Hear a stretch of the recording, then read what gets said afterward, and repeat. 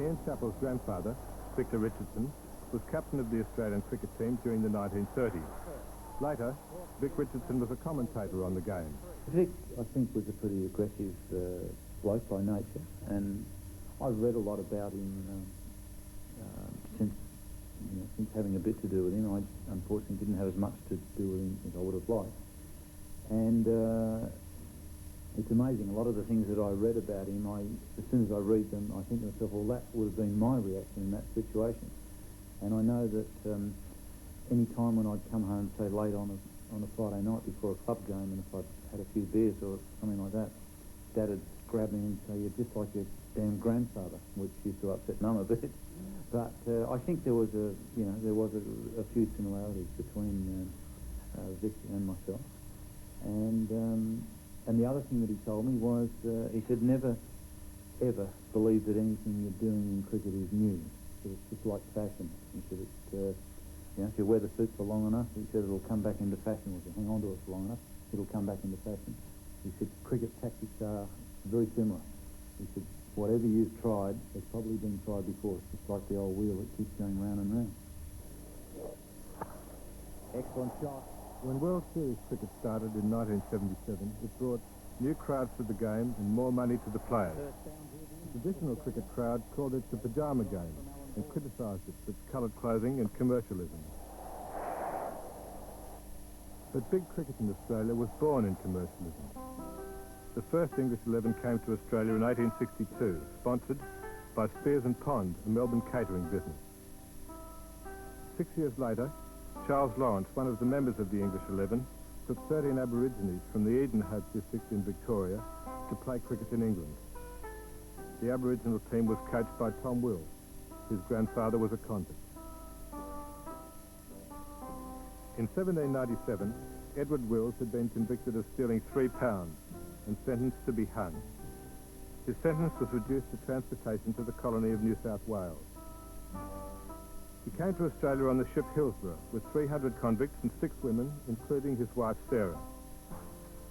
Wills was pardoned in 1803 and assigned to his wife.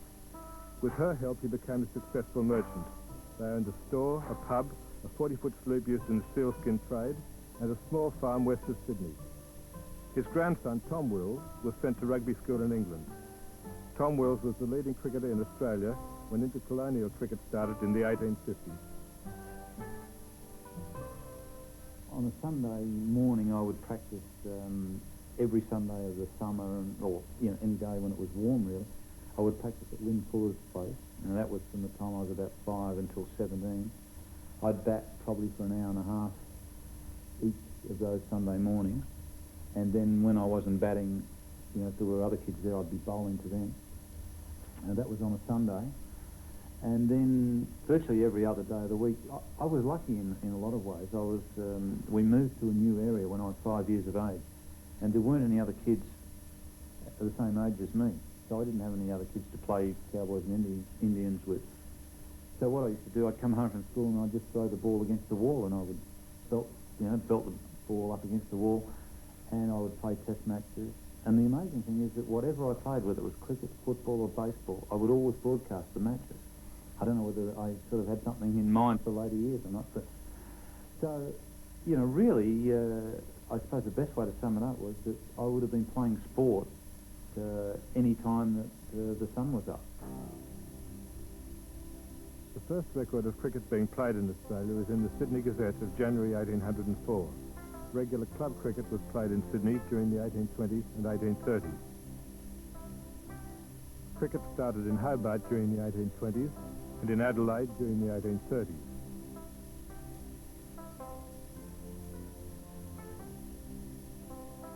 The game was first played in Perth too in the 1830s and in Brisbane in the 1840s.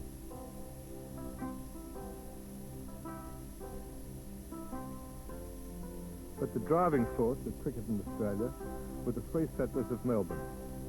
They founded the Melbourne Cricket Club in 1838, and it virtually ran Australian cricket for the next 70 years. In 1855, the Melbourne Cricket Club proposed a match against Sydney for a stake of £500. The Sydney men accepted the challenge, but they declined to play for money because they thought they'd probably get beaten.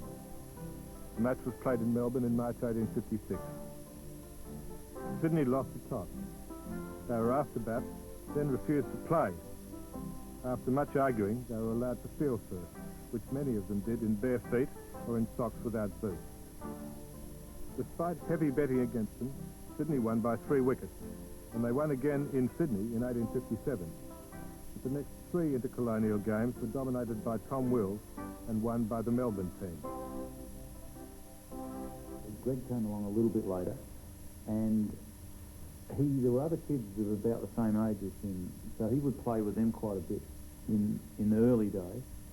And then when he sort of started to get old enough, we'd have backyard test matches. And they were very competitive. They were always played with a cricket ball, and we used to have all these protection around. Dad had a lot of fruit trees, so we had these wire things that used to protect the fruit trees, and we used to have to pull blinds down to try and protect the windows, but we used to break a lot of them. And the test matches were extremely competitive. As I say, it was always played with a cricket ball. I can never ever remember playing with a tennis ball. And these things that we used to protect the trees and so on were the fieldsmen. We'd nominate the fieldsmen. We used to have this old shed that was the keeper and about 3 slips. And I can remember one stage, I thought Greg edged one and it hit this old shed, caught it about 2nd slip. So I said, righto, you're out. And the idea when you got out, you had to go over to the tank stand and fill in the scorebook. And then you'd take off the batting gloves and everything as you walked in. Then you'd come back and you'd be a new batsman.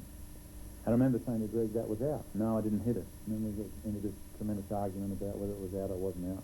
Anyhow, he wouldn't go out. And Jean's mother used to come out and say, well, he's younger, so let him have his way. He's still in. And then I would just follow with a stream of bouncers just trying to knock his block off because I thought he was out and he wouldn't go out. And there was never any thought that, gee, I've got a cricket ball in my hand, I might kill my younger brother. It was just a matter of there's this little so-and-so down the other end who's got to be got out. So they were pretty competitive matches. Spears and Pond sent Mr. W.B. Mallon, the man in the black hat, to England in 1861 to procure a cricket team for a tour of the colony. Mallon offered £150 per man plus first-class travelling expenses. 10,000 people greeted them when they came ashore in Melbourne. The first game started on New Year's Day, 1862, at the Melbourne Cricket Ground. The club had built a stand 200 metres long with room for 6,000 spectators. More than 20,000 people came to the game on the first day. The match was played over 4 days against 18 Victorian players and was won by England by an innings and 95 runs. The English team played 15 matches in Victoria, Tasmania and New South Wales. Most were against 18 or 22 opponents, and only 2 were lost. When the English team arrived home, the Yorkshireman Roger Iddison was asked what he thought of the Australians. Well, he said, I don't think much of their play, but they're a wonderful lot of drinking men. Spears and Pond made a profit of £11,000 on the tour, and the English players were given a bonus of 100 sovereigns each. Charles Lawrence stayed in Australia, employed as a coach at the Albert Club in Sydney. In the country, games were played between the local sheep stations. Station cricket, it was called. William Hayman, a settler in the Edenhope district in Victoria, was so impressed by the skill of some of the local Aborigines that he organised a match for them in Melbourne. Hayman arranged for Tom Wills to coach them, and although they were beaten in Melbourne, they became the nucleus of the first Australian team to go to England. The team was managed by William Hayman, with Charles Lawrence as captain. Only 10 matches had been arranged when they arrived in England in 1868, but they were so popular that they played 47 games, 14 wins, 14 losses and 19 draws. The team was carried by Lawrence and Johnny Muller. Muller played 45 games. He took 257 wickets and made nearly 1,700 runs. Back in Australia, they played a couple of games together, but soon dispersed. 10 years later, Johnny Muller had his one and only game for Victoria. My first cricket hero was Keith Miller. I'm not really sure why. I think the main thing that attracted me was the fact that he had that long black hair, and with his run-up, he used to just flick the hair back before he'd start the run-up. And as a kid, as a bowler, I was a great mimic. I used to love to do all the different actions, and in fact, well, I haven't tried it for a long time now, but I reckon there's a few of the actions like Ray Linwall, Keith Miller, And Frank Tyson was another one that I used to be able to do very well. So I used to copy all these actions, and I think that's how I got started with Keith Miller, and the fact that he was a flamboyant character and I think an attacking cricketer. That was something that I always liked. The second English team had a fast bowler named George Tarrant. Tarrant they called him. An 11-year-old boy named Fred Spofford saw them play in Sydney. Later, Spofford said that once my ambition was to bowl fast like Tarrant. Australia soon produced its own heroes, and F.R. Spofford was the first of them. Spofford bowled express when he was young, and later he became the master of every fast bowling ploy. The bouncer, the slower ball, the packed field, the scornful air and the dark look. His bowling partner was the bank clerk Harry Boyle, a medium pacer who concentrated on line and length and could move the ball both ways, in the air and off the wicket. John Blackham, Australia's wicketkeeper from 1877 to 1894, always stood up to the stumps, even for Spofford. Dave Gregory was captain of Australia in the first Test match, played in Melbourne in 1877. Australia won by 45 runs, and Gregory led the first representative team to England in 1878. Then the captaincy was taken over by Billy Murdoch.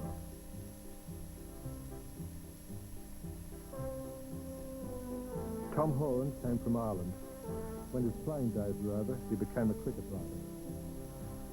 When Gregory's team went to England in 1878, the players had to put in £50 each to fund the trip. After they beat the MCC at Lord's, the success of the tour was assured. Each player received a return of £750 from his £50 investment. In 1882, in a test match against the best 11 in England, Spofford took 7 wickets in each innings, and we won by 7 runs. Australia was still a series of colonies. We had no national figures. We were conscious of our convict origins. The team came home to a huge reception. In a land short of heroes, the man who bowled England out was king. By the turn of the century, the pattern was well established. Test cricket was pretty much the same then as it is now.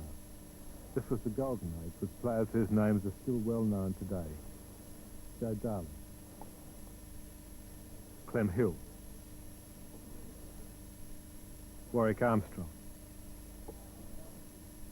and the incomparable Victor Trumper, the golden boy of the golden age of cricket. Neville Carter said of Victor Trumper, no doubt God could have created a better batsman, but so far he hasn't.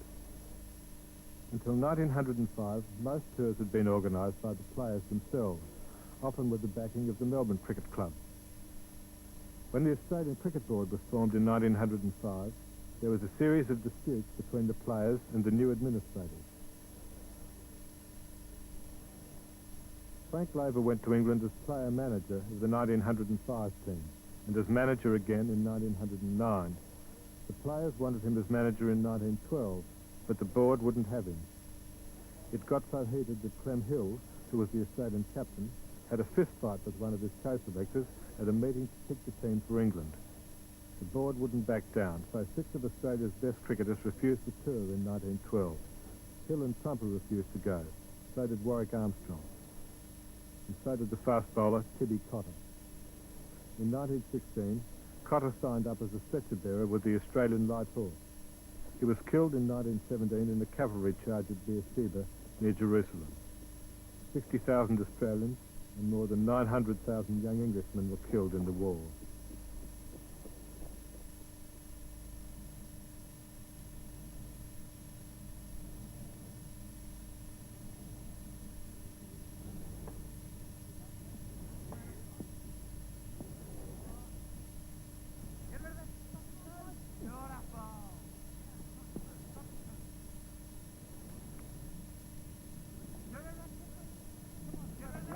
We played in the backyard at a place called Winslow when we were transferred there to the mountains between Bowral and Goulburn.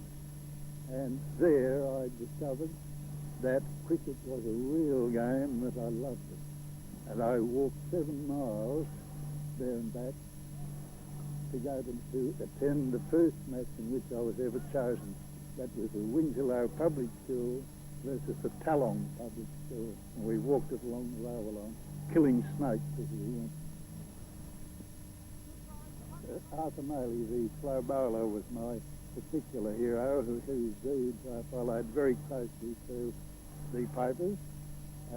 He then was at the height of his capacity as a leg spinner and a bowsy bowler. In a Sheffield Shield match against New South Wales in 1926, Victoria made 1,107 runs. Bill Ponce at 352 and Jack Ryder 295. Arthur Maley took 4 wickets for 362. After the game, Maley said he thought the crowd had been very helpful, but it was a shame Ryder had been dropped by the bloke standing just near the scoreboard in a brown overcoat. It was from him, indirectly, that I learned that the bowsy existed, and I learned how to bowl it. The learning to bowl was done by correspondence, and that was done by the fact that my eldest brother, Jack, then had gone to Sydney to live, and he became a member of the North Sydney District Cricket Club, where he had the good luck to see Arthur Maley on a visit there one day, bowling his long uns in the net. He watched it so very, very carefully that he was able to sit down that night and write me a letter about it. And from that letter, I reckon within a day and a half, I was bowling bowsies at our front gate post there at Winslow.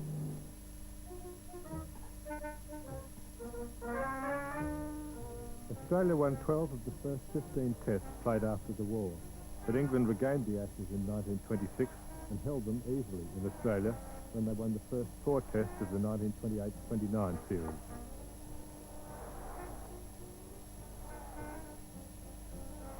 Don Bradman played his first test that summer and went on to completely dominate the 1930 series in England.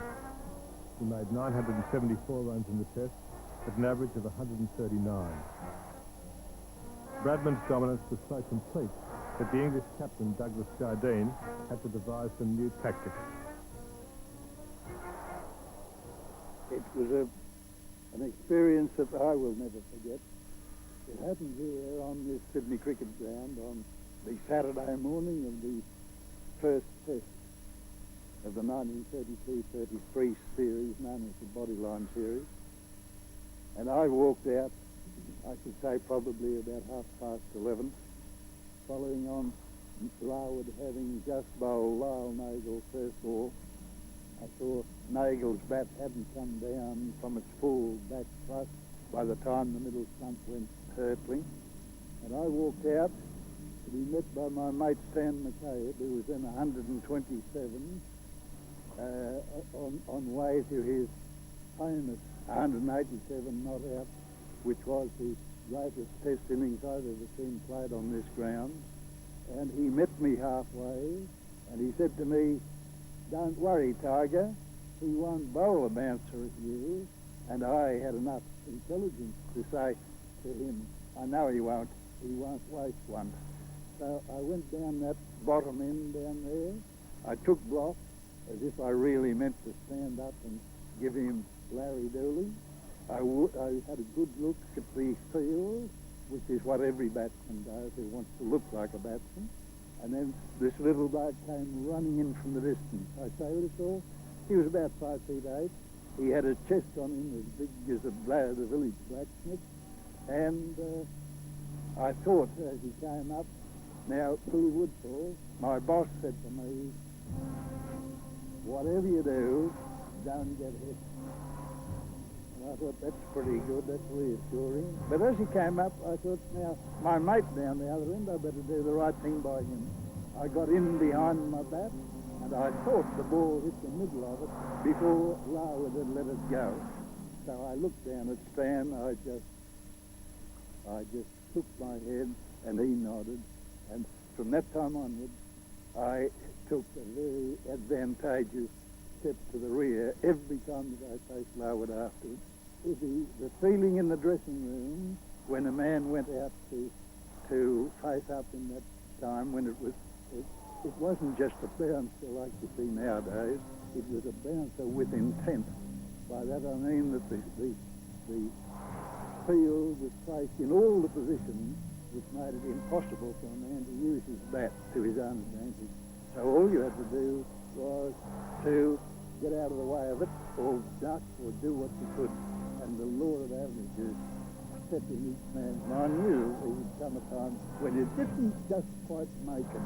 So the feeling in the dressing room as a man, Singleton, any of the boys who went out there early on to take the new ball, Victor Richardson, Bill Woodford, you'd almost shake hands, say goodbye and say, well, I'll put 2 bob in for the least when it's required.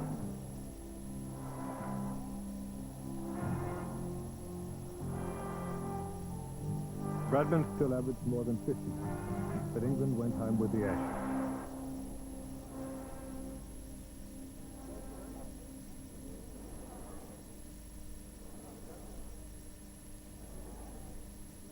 In England in 1934, although no official action was taken, it was made clear at the highest possible level that the ill feeling of the bodyline summer was to be forgotten.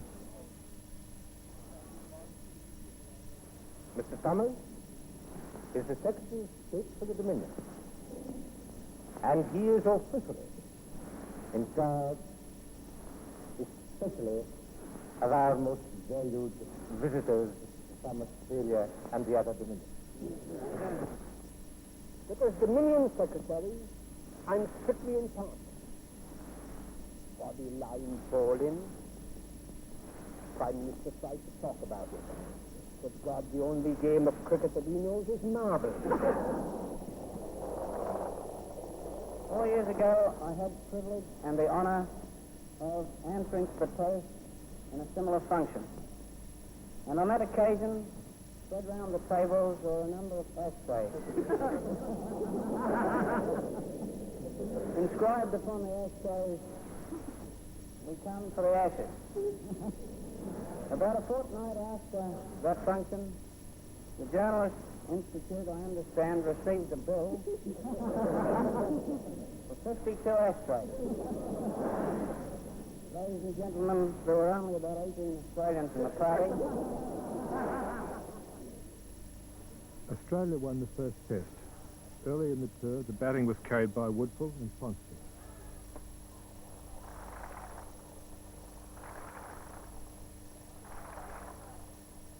And by Bill Brown, who made 109 at Lord's in the second test, which we lost by an innings. Stan McCabe made 137 in the third test, which was drawn.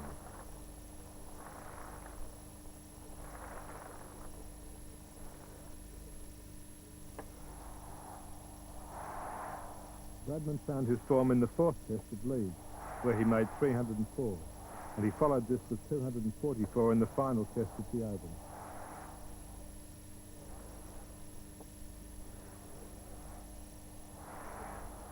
Bill Ponsford was almost as prolific, with 181 at Leeds and 266 at the Oval.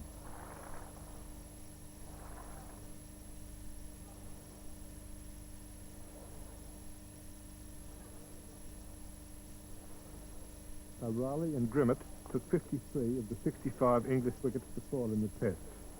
O'Reilly, who bowled leg spin at close to medium pace, bowled 334 overs and took 28 wickets.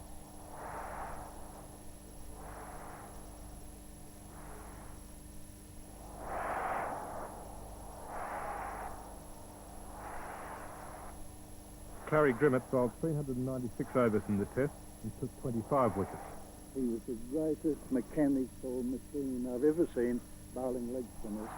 He gave the no-hoper no hope. The 1934 series was level after 4 tests. Australia won back the Ashes in the final test at the Oval.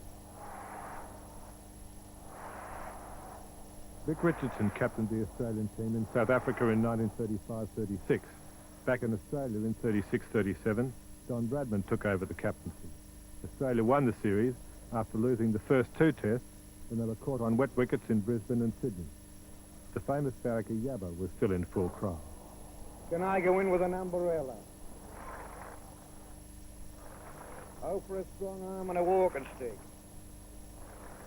Stand back, umpire, he's gone mad. I might state, for the benefit of those that's down from the country and from long places where it takes them a day and a night to get here, that I am the one and only. There's plenty been imitators, but they're not me. I am the one and only Yabba. For 45 years I've been classed as it and known as it. And it's a hot day, and I've been read on the bottle, and I've been chewing rock salt for half an hour. Let's go. I'll see you all on the eel. Others took cricket commentary more seriously. On the eve of the 1938 Test cricket series, I have been asked to explain to you how the synthetic ball-by-ball descriptions are broadcast by the national stations. Let us follow the course of a typical message as received in the Commission's Sydney studios only a minute after the actual happening on the Test ground in England. This cable is taken down in duplicate and immediately amplified by cricket experts who fill in details regarding field placements on model cricket fields for the commentator, whom you can now see broadcasting his description from the amplified cable information. As the shot is made, the effects man, who has in front of him a copy of the cable message, drops the needle on an effects record, and listeners hear the applause of the crowd as the shot reaches the boundary. And now, let us listen in. The foul's brought into Bradman. The short ball, Bradman moves back and pulls fiercely past square leg. Hutton running round from deep fine leg has no chance. The ball goes under the ledge for another 4. A 4 more to Bradman. Definite appeal to the United States of America to regard the war in the Pacific as a war so crucial that Australia, having regard to her circumstances, and having regard also to the circumstances of Great Britain, desired that the President and the people of the United States would look at this segment of the Civil War in the way in which Australians were looking at it.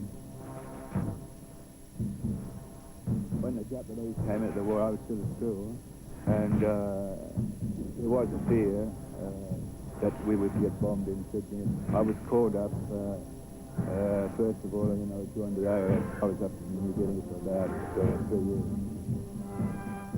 Well, I used to play junior cricket in St George district, and Bill O'Reilly lived up the top of our street.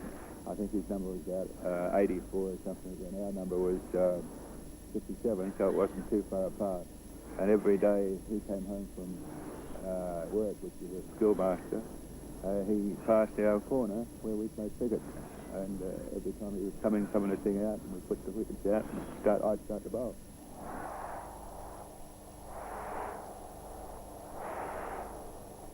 14, I was recognised as a possible chance of playing for club cricket. So I went up and tried out with St George, and Bill O'Reilly was the captain of St George at the time. And he watched me in tryouts, and he reckons he stored my memory up to the latest time. And I got picked in the 3rd grade. I played 3 matches. In the 2nd grade, played 3 matches. And then in the 1st grade, I was Bill O'Reilly's captain. I met Keith Miller in 1946 when he came back after the war with the services side. So I played for New South Wales against Keith. And after that, we were picked to go to New Zealand with the Australian side. We're still friends, yes. We're wonderful friends, I should say, and that's where it first started. Lindwall and Miller went on tour with the 1948 side in England, regarded as perhaps our greatest side ever. I asked Ray Lindwall and Ian Chappel to compare the 1948 side with the sides that Chappel led in the mid-1970s. Well, I'm a great believer that any really good player from any era would be equally as good in any other era. I don't think you can judge teams, but I don't think I think there are reasons why a player is a good player in his era, and that's 1, because he's got a lot of ability, but 2, he's got a bit of ticker, and 3, he works things out, and I think that would get you through any other era. What about you, Ray? Well, Ian didn't answer the question too well because he didn't say how they'd go against the 48 side. The 48 side was a little bit different from any other team I've ever seen, because out of the 17 players that went to England, they were all more or less champions in their own right, and they had all types of bowlers, 4 or 5 spinners, 4 or 5 fast bowlers, and also all-rounders, batsmen as well. And out of the 17, I don't think it would fault any of them, whereas in Ian's team in 1970-odd, I think they had 8 very good players and three other good players, but not quite up to the standard of the 48 side. You had one advantage over me. You saw them both. You see, I wasn't around in 48. You weren't born. That's right. You know, I feel today, amidst all these lights and cameras and so on, somewhat like a movie star. Of course, at a very different salary. I would like, at the outset, to refer particularly to the message which has come along from His Majesty the King. That is very greatly appreciated, but I'm somewhat fearful, my Lord, that he intends also to come to the test match at Lord's in June. If you will cast your minds back some years, His Majesty was credited with having got Ponsford out there on one occasion when the English bowlers were not able to do so. Among the greats of 48 were the wicketkeeper Don Callan.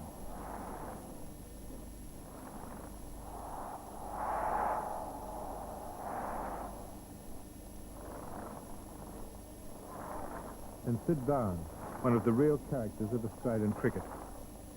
Barnes was brilliant, ambitious and provocative, the only player of his time who was prepared to stand up against the administrators. He declared himself unavailable for the tour to South Africa in 1949. He couldn't afford to go, he said, because the allowance of £450 was not enough.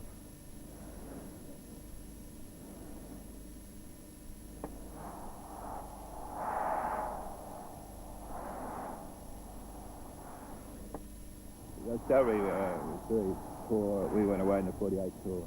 We were paid £715 for a 9-month trip. So there's not much money to keep you going. In those days, we were a bit in awe of all the officials. We were treated like, not schoolboys, but every time we selected to play a state match, we were given a talk by one of the heads of the New South Wales Cricket Association, who told us what to wear, how to behave, and what to do. Richie Benno's test career began in the 1951-52 season, and Alan Davidson's first-class career was beginning at about that time, as Australian cricket started to go through one of its less successful periods.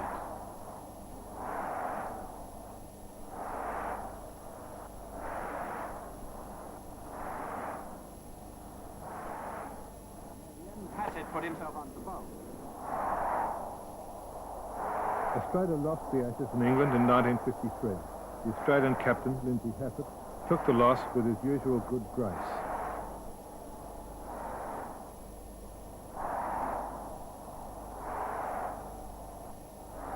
We'll be waiting for you in Australia in a couple of years' time. And I hope anyway, when whoever wins out there, that the cricket will be just as enjoyable and the result just as close as this series. Thank you very much. In Australia in 1954-55, the English fast bowler Frank Tyson dominated the series, just as Harold Larwood had done 21 years before. England was clearly the better team in the mid-1950s. We regained the Ashes in 1958-59. By that time, the England-Australia series had become very serious, and a lot of the fun had gone out of the game. That all changed one afternoon in Brisbane in December 1960. On the first day of the Brisbane Test against the West Indies, Gary Sobers made a century in 125 minutes. The West Indies put on 359 on the first day and went on to make 453.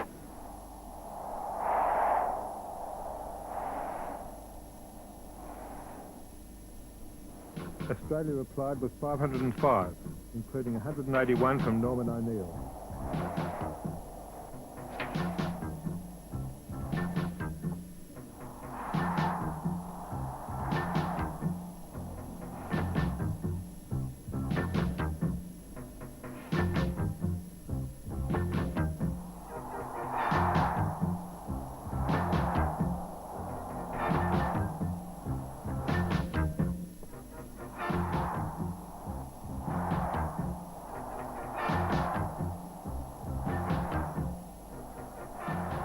West Indies were all out for 284 in their second innings, it looked as if Australia would win comfortably.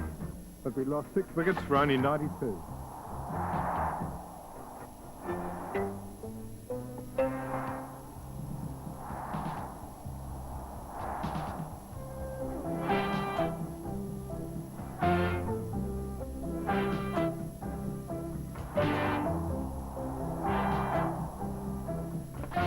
Then Alan Davidson and Richie Benno put on 134 for the 7th wicket.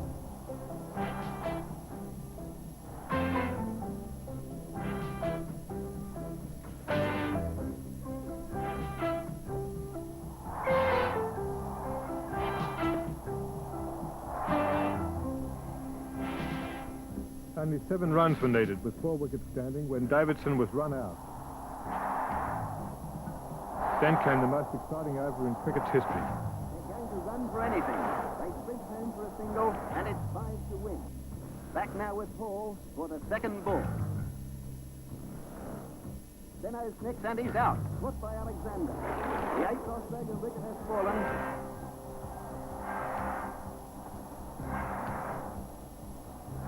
Neckett starts to run. Paul picks up and throws, but he misses a certain run-out.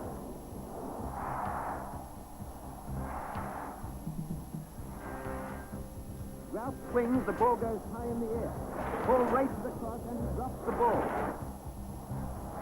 Neckett connects and the ball flies deep in the outfield. They complete a second run. The scores are level. The third run will win the match. Ralph makes a great effort, but the bails go off and he's run out.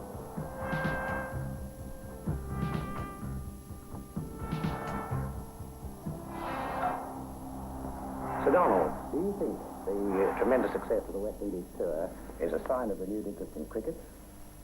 Will it have any sustained influence on the type of cricket to be played in the future?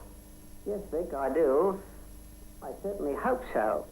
I think in recent years, cricket has tended rather to get a little bit on the slow side, and I feel it's been necessary to revive the knowledge in the minds of the people that you can play bright and attractive cricket and still play it in the true test atmosphere. But a fellow can hit a ball for 4 which will bounce back off the fence about 10 yards and still be a safer shot than if he hits it 20 yards. I think the whole atmosphere that has been created this season has gone right throughout the world, and it will be reflected in years to come.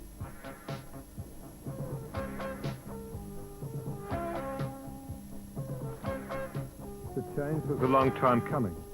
For Australia, it seemed to have arrived in the early 1970s with a pair of great fast bowlers and a young, aggressive team led by Ian Chappel. And caught by Ian Chappel at first slip. I consider myself to be pretty fortunate to have captained that side because not only did they have a lot of skill, but there were 11 very determined cricketers there, and they all had the one thing in mind, that they wanted to win cricket matches. And, I mean, you look at some of the characters like Dennis Lilly and Rodney Marsh and Jeff Thompson. As a spectator, you look out on the field and you can tell that they're very competitive guys. Some of the other fellows were equally as competitive. Fellows like Doug Walters and Ian Redpath, who didn't show much emotion on the field. But I can assure you that they were very, very competitive guys in their own quiet way. So that was a terrific start. I think the moulding, as far as I'm concerned, was really a matter of making sure that the team got on well together and that there was a terrific spirit in the side. That wasn't hard to do because we had some good characters, and also they were damn good blokes. And we were lucky. Most of us were drinkers, and so we'd get together socially, and that worked in very well. And I think the important thing to me was to get these guys and to tell each of them what I thought was their job in that team. Let's pick an example, Doug Walters. Now, Doug, to me, was a terrific natural stroke maker, and he was one of the few guys that I've come across who could win a test match off his own bat. And he was one of the few guys that could get you out of a bit of strife from number 6. And the reason he could do that was he was such a good natural stroke maker. And so I thought it was very important that he always played his natural game, whether we were 4 for 40 or whether we were 4 for 250. And so in the early days I went to him and I said, Doug, as far as I'm concerned, you're a natural stroke maker. That's the way I want you to play all the time. Doesn't matter if we're in trouble, I want you to play that way. And what I was trying to do there was put him in a situation where he wasn't in two minds. So if he walked to the wicket with 440 on the scoreboard, and a ball came along, first ball came along to square cut it. Now, Doug was a great square cutter. I didn't want him sort of getting halfway into the shot and thinking, oh, you know, if I get out, will the captain kick me in the backside? I wanted him to just go bang and hit it for four. And if he did that a few times, he might turn things around and get you back on top. They were the best test team in the world, but as it happened 70 years before, off the field, the players weren't satisfied with the way they were paid and the way they were treated. It really came to a head the Melbourne Test in 1974-5 against the Englishmen. They had terrific crowds in that Test match, if I remember rightly, around about 250,000 for the game. We were getting $200 a Test match at that stage, and suddenly it was the first time I'd ever done it. Suddenly wrote down 12 by 200 on a bit of paper, 2,400, and I thought, $2,400, that's what we're getting. Where's the rest of it going? And that's about the time I think we started to look at ourselves and say, you know, we're bloody idiots playing for $200 a Test match. It was a pretty touchy subject, and to give you an idea how touchy it was, one of the Sydney Test matches, I think it was the New Year Sydney Test match, Alan Barnes, who was Secretary of the Australian Cricket Board at that stage, said that there were 500,000, he came out in print actually, said that there were 500,000 people in Australia who would play for nothing. And Ian Redpath, who was a pretty placid sort of guy, I was pretty annoyed at this. It was the front page in one of the big newspapers in Sydney. So we were all pretty annoyed about this. And anyhow, I remember the next day when I got to the ground going out to practice and thinking, you know, as soon as Barnesy comes into the dressing room, I'm going to have a chip at him about this. So I was sort of sitting in the front part of the Sydney dressing room waiting for Barnesy to walk in. And I didn't take much notice of Redder, who was sitting very near the door, much closer to the door than what I was. And Barnesy, the door opened, and Barnesy walked in, and I sort of started to get up to go to have my shot at him.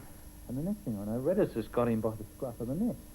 And he's yelling and screaming at him. I can't even repeat what Redder was saying at him, but he was complaining about this comment, you know, about 500,000 would play for nothing. He said, don't you people realise that sure, there might be 500,000 who can play for nothing, but none of them would be much good out there in a Test match for you.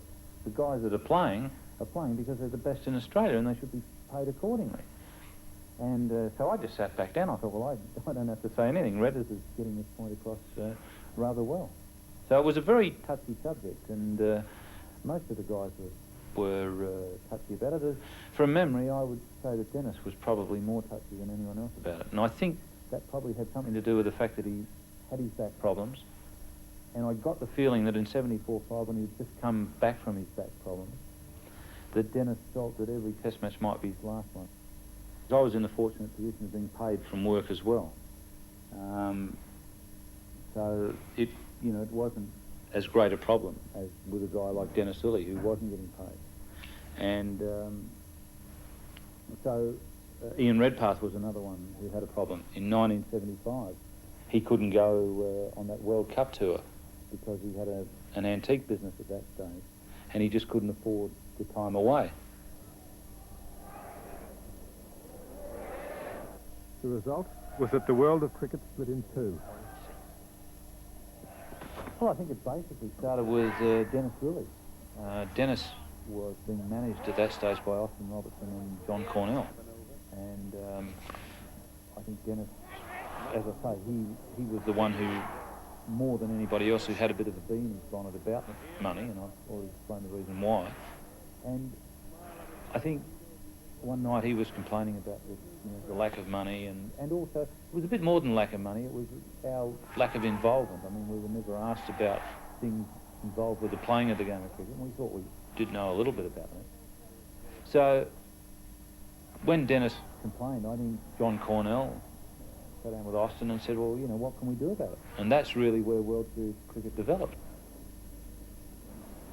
John Cornell and Austin Robertson came to me at the gazebo here in Sydney, and we had a meeting, and they said, this is what we want to do. Are you in or are you out? And at this stage, I'd retired from international cricket. I'd been out of it a season. And I said, yeah, well, I mean, I agree with the principles of it, and I think it's a good thing. So I said, yes, I'm in. In November 1978, 50,000 people came to the first game under lights at the Sydney Cricket Ground. It was a Friday afternoon. I got the call. I was down in Melbourne getting ready to play for North Melbourne, and I remember I had a pair of jeans on and a denim jacket, and I suddenly got this phone call saying, get out to the airport, jump on a plane and get up to Sydney as quick as possible from Austin Robertson. And so I did that, got a cab into Kerry's office, and I walked in, and he shook hands with him, and he said, what are you, a so-and-so cowboy? And we got talking about cricket and, you know, what I thought about World Series cricket and the concept, and we talked about that. And then he said, okay, he said, who do you want in this bleeping team? There was that problem, and the only other problem that really arose was over the captaincy. And he said to me, righto, he said, you're captain of this lot. And I said, well, you know, just hang on before you go anywhere. I said, Greg's captain of the present Australian side. The players might not want me as captain. He said, what do you think this is, a bleeping democracy or something? World Series cricket brought tens of thousands of new fans to the game, and it brought more money and more involvement to the players.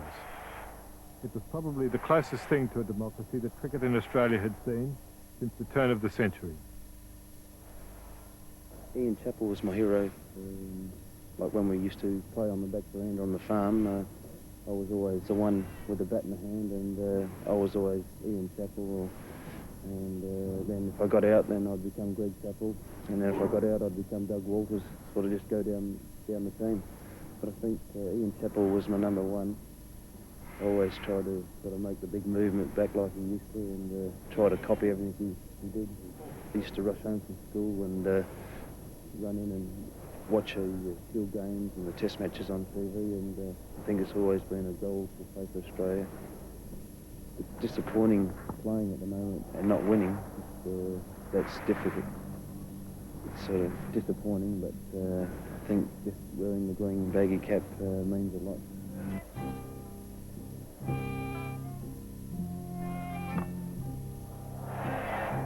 Cricket had to change, but in the back streets of the big cities and the back blocks of the bush, no doubt there are plenty of kids today whose heroes are Alan Border or Dean Jones or Jeff Marsh.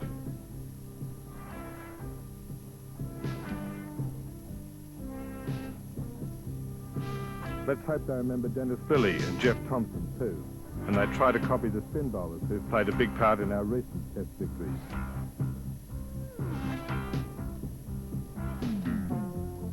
The green baggy cap has been looking a bit battered lately. As Jeff Marsh said, it's disappointing. History shows us that Australian cricket has been down before. We've always found new heroes in the past. As Vic Richardson said to Ian Chappel, it keeps going round and round. The heroes of the present and the past create the heroes of the future.